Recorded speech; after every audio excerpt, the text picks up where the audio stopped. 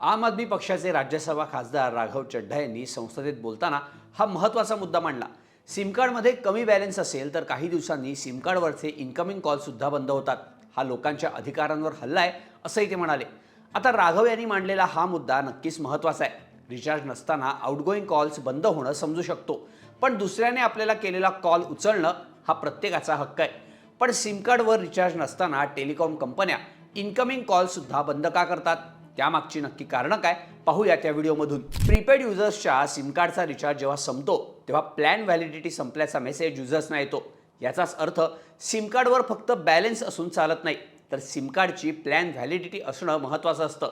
त्यामुळे सिम कार्डवर minimum balance असणं गरजेचं आहे असं टेलिकॉम कंपन्यांकडून सांगितलं जातं। रिचार्ज हा फक्त ग्राहकांच्या प्रत्यक्ष वापरासाठी असतो, तर मिनिमम बॅलन्स हा सिम कार्डच्या व्हॅलिडिटीसाठी असतो। ही गोष्ट यातून आपल्या लक्षात येते। पण मग ही मिनिमम बॅलन्सची अट नेमकी कशासाठी आहे? इनकमिंग कॉल्ससाठी तर युजरला कोणताही खर्च करावा लागत नाही, मग तरीही इनकमिंग कॉल्स बंद का केले जातात? तर इनकमिंग कॉल हा ग्राहकांसाठी फ्री असला तरी टेलिकॉम कंपन्यांना प्रत्येक इनकमिंग कॉलसाठी काही प्रमाणात खर्च येत असतो। यामध्ये कॉल रूटिंगचा खर्च कंपनीला करावा लागतो। उदाहरण घ्यायचं तर एअरटेल युजरने जिओ युजरला कॉल केला तर तो कॉल एअरटेलच्या नेटवर्कवरून जिओ नेटवर्कवर ट्रान्सफर होतो। त्यासाठी जिओच्या टॉवरवरून सिग्नल ट्रान्समिट केला जातो, म्हणून टॉवरचा मेंटेनन्स, नेटवर्क, टॉवरची वीज याचा भार कंपनीवर असतो। त्यामुळे इनकमिंग कॉलसाठी होणारा हा खर्च कंपनी अर्थातच ग्राहकांकडून वसूल करते। त्यामुळेच जर तुमच्या सिम कार्डवर मिनिमम बॅलन्स नसेल तर काही दिवसांनी तुमची इनकमिंग सेवा पूर्णपणे बंद होते। यासोबतच दुसरी एक संकल्पना आहे ती ARPUची, म्हणजेच एव्हरेज रेव्हेन्यू पर युजरची। टेलिकॉम कंपन्या आपल्या प्रत्येक ग्राहकाकडून ठराविक रकमेची वसुली करत असतात। देशभर या कंपन्यांच्या नेटवर्कसाठी जो हजारो कोटींचा खर्च असतो, त्यासाठी कंपन्यांना हा ARPU महत्त्वाचा असतो। मीटरचे गॅस किंवा लाईट बिलाचं उदाहरण घेऊन समजून घेऊ। काही महिने आपलं घर बंद असेल तर मीटरचा गॅस किंवा घरातल्या इलेक्ट्रिसिटीचा अजिबात वापर होत नाही, तरीसुद्धा आपल्याला मिनिमम मंथली चार्जेस म्हणून एक ठराविक रक्कम भरावीच लागते।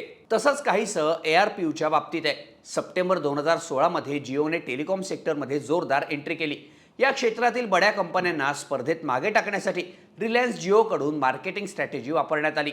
जिओने फ्री अनलिमिटेड कॉल्स आणि डेटा म्हणत ग्राहकांना मोठी वेलकम ऑफर दिली।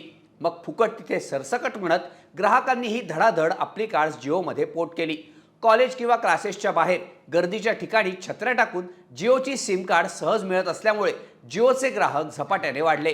पण याचा फटका मात्र एअरटेल, वोडाफोन, आयडिया अशा खासगी कंपन्यांना बसला। या कंपन्यांचे ग्राहक कमी झाल्याने त्यांचा ARPU खाली आला आणि कंपन्यांचं उत्पन्न वेगाने घसरायला लागलं। अशाने कंपन्या डबघाईला येण्याची शक्यता होती आणि टेलिकॉम सेक्टरमध्ये एकाच कंपनीची मक्तेदारी वाढली असती। त्यामुळे कंपन्यांनी आपला ARPU वाढवण्यावर भर दिला। या माध्यमातून ग्राहकांना जास्तीत जास्त चांगली सेवा देऊन त्यांना जोडून ठेवण्याचं काम या कंपन्यांनी केलं। ARPU वाढवण्यासाठी 2018च्या दरम्यान मिनिमम बॅलन्सचा पर्याय या कंपन्यांनी निवडला। 35 रुपयांपासून हा मिनिमम रिचार्ज ग्राहकांना उपलब्ध होता। आता हीच रक्कम 20 रुपयांपर्यंत कमी करण्यात आली आहे। जर ग्राहकांकडून जास्त काळ सिम कार्डवर रिचार्ज केला जात नसेल तर ट्रायच्या नियमानुसार ठरलेल्या मुदतीत कंपन्या सिम कार्ड डिॲक्टिवेट करतात। त्यामुळे रिचार्जचा संबंध हा फक्त इनकमिंग, आउटगोईंग आणि इंटरनेटच्या सेवेसाठी मर्यादित नाही। म्हणूनच मिनिमम बॅलन्स नसला तर कंपन्या इनकमिंग कॉल्स बंद करू शकतात असं नियम सांगतो। दुसरा मुद्दा म्हणजे 30 किंवा 31 दिवसांचा एक महिना असतो। मग टेलिकॉम कंपन्या 28 दिवसांचा प्लॅन का देतात असाही एक मुद्दा राघव चड्ढा यांनी संसदेत मांडला। तर ही सुद्धा टेलिकॉम कंपन्यांची स्ट्रॅटेजी आहे। जर 30 किंवा 31 दिवसांचा प्लॅन असेल तर ग्राहकांना वर्षाला फक्त 12च रिचार्ज करावे लागतात, पण 28 दिवसांच्या प्लॅननुसार 12 महिन्यांचे 336 दिवस होतात। म्हणजेच वर्षाचे 365 दिवस पूर्ण होण्यासाठी 29 दिवस कमी पडतात। त्यामुळे एका वर्षात 12 रिचार्ज ऐवजी ग्राहकांना 13 रिचार्ज करावे लागतात। आता एक रिचार्ज एक्स्ट्रा करायला आपल्याला काहीच अडचण नसते, पण ह्यामुळे कंपन्यांचा मात्र मोठा फायदा होतो। उदाहरण बघितलं तर सध्या जिओचे 47 कोटींच्या आसपास ग्राहक आहेत। जर 199 रुपयांच्या जिओच्या एक महिन्याच्या प्लॅनप्रमाणे कंपनीला या एका अतिरिक्त रिचार्जमुळे तब्बल 9 ते 10 हजार कोटी मिळतात। त्यामुळे यावर काहीतरी बंधन येणं अपेक्षित आहे।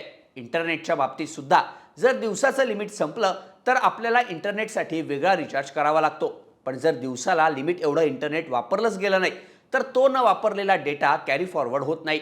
त्यामुळे या सगळ्या गोष्टींबाबत केंद्र सरकार आणि ट्रायकडून काही ठोस नियम करण्याची गरज असल्याची मागणी राघव चड्ढा यांनी केली आहे. तुम्हाला या सगळ्याबद्दल काय वाटतं? याबद्दलच्या तुमच्या प्रतिक्रिया कमेंट करा आणि अशाच माहितीपूर्ण व्हिडिओसाठी HBT मराठीला सबस्क्राईब करायला विसरू नका.